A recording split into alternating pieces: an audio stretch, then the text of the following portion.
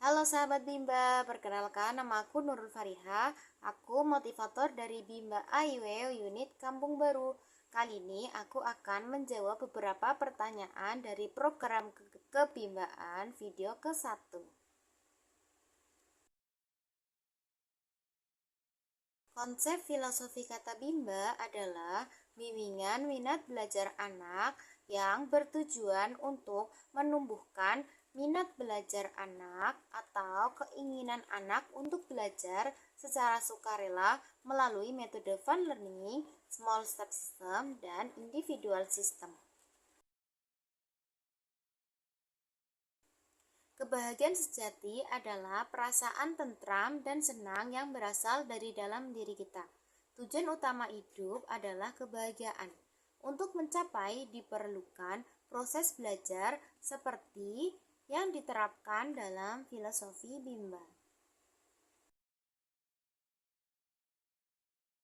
Beriman adalah memiliki keyakinan terhadap Tuhan Yang Maha Esa. Berbuat baik adalah tindakan membantu dan peduli kepada orang lain. Sementara belajar yaitu proses menjadi pribadi yang lebih baik dengan mencari hikmah dari pengalaman. Konsep dari beriman, berbuat baik, dan belajar dalam kehidupan sehari-hari adalah beriman. Contohnya, saya selalu berdoa setiap hari, bersyukur atas apa yang diberikan oleh Tuhan Yang Maha Esa. Berbuat baik, contohnya, saya membantu tetangga yang membutuhkan dan selalu berusaha jujur serta peduli pada orang lain. Dan yang terakhir, belajar dalam kehidupan sehari-hari, yaitu contohnya, saya belajar dari kesalahan dan selalu mencari ilmu melalui buku maupun pengalaman hidup.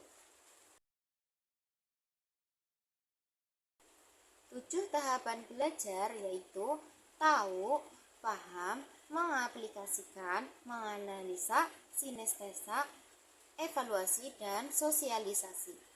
Apa hubungan di setiap tahap tersebut? Adalah setiap tahap berhubungan, setiap proses berkesinambungan melalui dari pengenalan informasi, memahami, menerapkan, mengevaluasi, hingga membagikan kepada orang lain. Konsep dari paradigma Bimba adalah pandangan dasar yang menekankan pada bimbingan minat belajar anak sehingga anak merasa tenang dan senang dalam belajar dengan tujuan kebahagiaan dan perbaikan diri. Penerapan paradigma Bimba dalam kehidupan sehari-hari contohnya seperti saya menerapkan dengan membimbing anak-anak di lingkungan saya secara menyenangkan dan sabar. Utamakan kenyamanan mereka saat belajar. Misalnya, saya membantu anak-anak belajar membaca melalui permainan agar mereka menikmati prosesnya. Perbedaan membimbakan dan mengajarkan membaca adalah membimbakan adalah menumbuhkan minat belajar anak secara alami dan menyenangkan. Sedangkan mengajarkan membaca adalah cenderung berfokus pada kemampuan membaca anak tanpa memperhatikan minat dan kenyamanan anak.